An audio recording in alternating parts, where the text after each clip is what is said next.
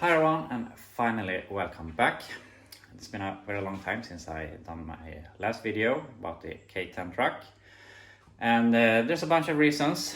I did a major restoration on a Charger. If you've been watching my earlier videos, you've seen it a bit in the background, and it's finally done. I hated that car in the end, and it's the best thing happened in my life to get rid of that. So finally I can work on other stuff, and I have my garage back and have space to work because the Charger had to be inside all the time. And besides that, I tried to start a YouTube channel in Swedish, which you probably can understand is a bit easier in your native language. You don't have to think about your words every time, even though I would say I'm decent good at English. But anyways, I've been doing that for a while, and it's been pretty fun, but I really want to get back to doing my English videos, so I have to do both. But that's no problem. So now we're gonna get back to all the projects, and since it's been a while, some projects have gone and a lot more have come. So I think we have to do a little catch up to see everything that all the trucks and cars that I have, so see what we can work on here in the future. So first of all, what I'm doing right now is I am switching to headers in my K1500, my 89. Maybe you've seen this in earlier videos. I haven't done much about it. It's rusty as hell and looks like shit, but I love it. And I have been having an exhaust leak here for like all the time I've been driving this, and I've been doing it because I've been very worried to have the exhaust manifold bolts snap, but fortunately they all came loose. So this will probably be done today. I already have dual exhaust with flow masters and then X-pipe, hard to see there. So this already sounds pretty good, but that's about that with that. And here we have a 67 Chevelle I bought in the spring. This has been sitting since 1987 on a property here in Stockholm, Sweden. And unfortunately it has rotted away, but I wouldn't say it's terrible. We have some rust in the floors, worst here in the front, but totally fixable. Have some more rust here. We have rust everywhere, but that we can fix. I really feel that my English has been is a bit worse now that I haven't been talking English in a while, but I hope it will come back a little, so you have to bear with me.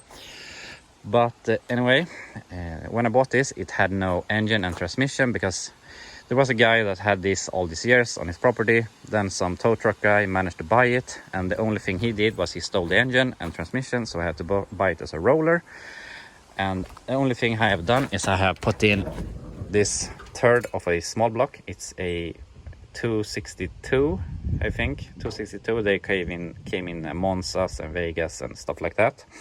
And behind that is a 700 transmission. So it is drivable, but we have no brakes. You saw we had no exhaust. I have a boat tank in the trunk, but I have bought a new tank. I have bought headers. I have bought hood hinges that you saw I didn't have. I have all the brakes, everything to make this run and drive again.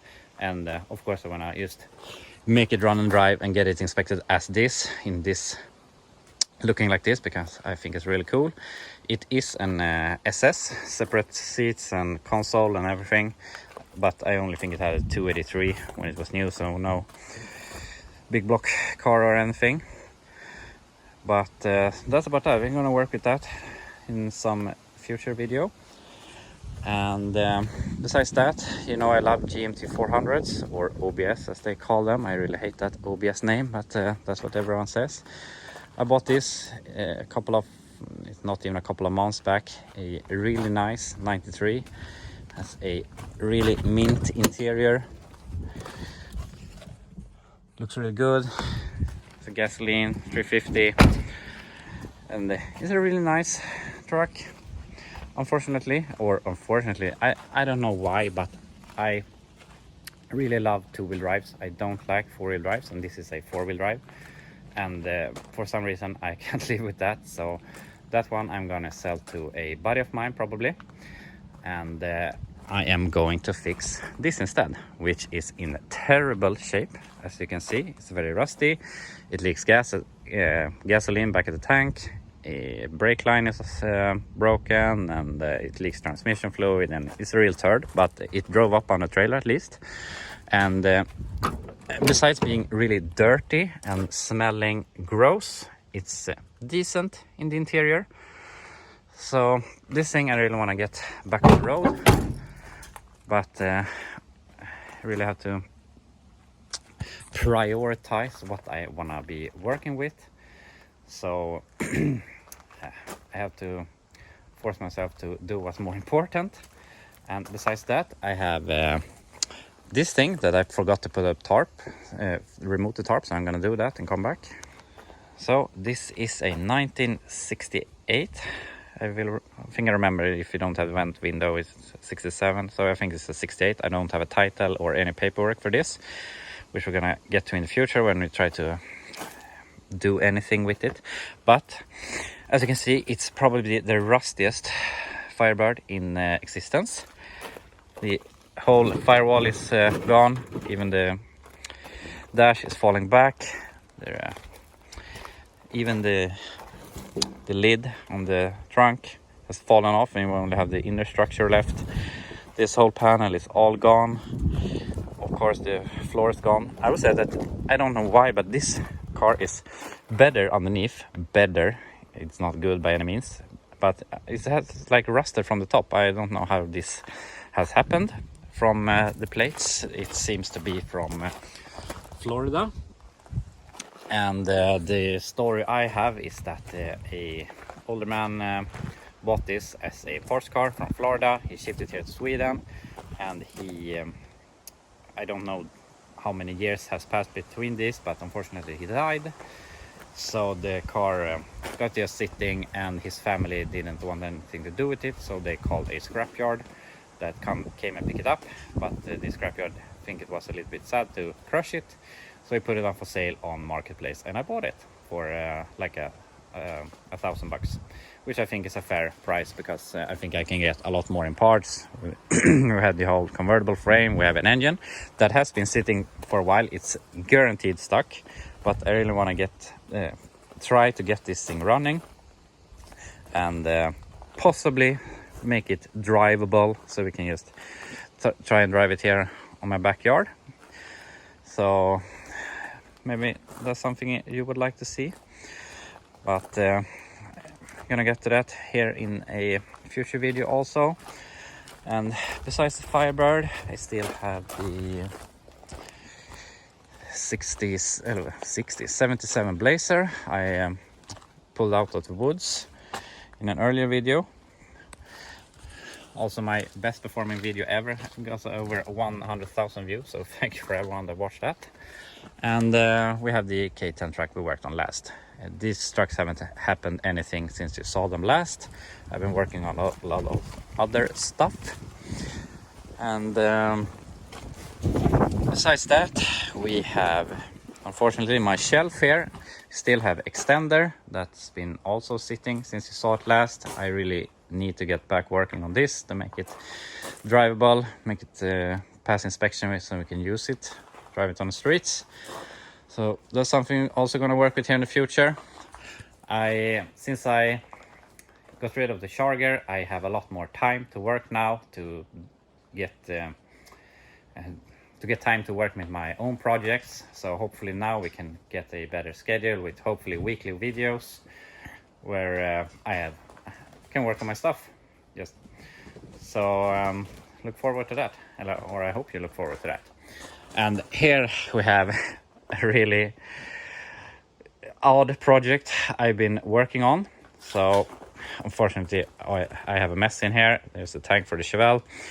This is a 1991 Chevy Caprice floor section and frame. I removed the whole body. The only thing that's left is the floor. You can see the floor is red. It was a red Caprice. And I have put this 1970 satellite body on it. It's just tacked, but it's fully drivable, has brakes and everything. Just put a battery in it and it'll start right up and drive out of here. The front clip is just holding in by some spot welds, so we have to fix that. The main problem now is that I have to build the firewall and attach the firewall with the A-pillars from the satellite body, and the firewall obviously is the Caprice firewall. So we have a bunch of work to do there. Then we can start aligning stuff. The plan is it will have the satellite front clip. Then I have, you can see it's a 4-door. I have Charger doors behind there. So we got Charger doors on it, convert it to 2-door. And I have Charger rear skins. So Charger doors, Charger rear quarters, and I also have you can see it there, we have a Charger tail panel. So it will be Charger from here to there, and 70 satellite in the front. And obviously we're gonna shop the roof to a 2-door height and fold the window in and everything we have to do with that. But with all of that, I want this to be a NASCAR theme. You can see I have some proper NASCAR wheels. As you might imagine, NASCAR stuff is impossible to find in Sweden for obvious reasons. So I managed to score the wheels from someone that had taken them in a container, and someone had the tires. And I bought this boom tube off of eBay. It was hella expensive with shipping and everything, but I really wanted one. It's a proper boom tube from some sort of stock car or NASCAR. I'm Swedish, I don't ever understand every NASCAR stock car, every ounce and different classes and everything. Everything is a NASCAR to me. So, but I have a full set of wheels. I have that. I have a Schroeder steering wheel that I bought. So this will be a NASCAR. There's a new, what do you call it? Street legal stock car. I think there's a group on Facebook. I think that's the term I want to call it right now. So it will be a street car with, I want it to be decently streetable. We'll see. It has I think it's a 305 small block. It's at a 700, or is it 4L6091? I don't know, but that's what it got in it. Later I want to have a 4-speed, and probably the engine will go, and I don't know if we'll buy another small block or maybe a 440 and some 833 transmission in it. We'll see. First of all, I want to get the whole body done. This engine and trans is the least of our worries, and that's most about that. That's some other projects. I got a few other cars at my dad's place. I got a 94 crew cab, dually, 2-wheel drive that we're gonna work on in the future, and some other junk cars, junk trucks I mean. And that's about that. Here I just want to show you something cool I bought earlier this summer. It's I think it's a 67 Dart, since we don't have any marker lights. It's been sitting on a wall to a garage here in Stockholm for like 20 years, but unfortunately they couldn't be in their garage anymore, so they sold it to me, and I really love it. I think I'm gonna move it here in the future, maybe paint the background or something. But yeah, everything you want to do but you don't have time for. So that's about that. I really hope you want to watch more of my videos here in the future. I promise my English is going to come back a little more fluently and not hesitate on every word here in the videos the more I talk. But I hope you want to watch. So thanks so much for watching this video, and I'll see you in the next one.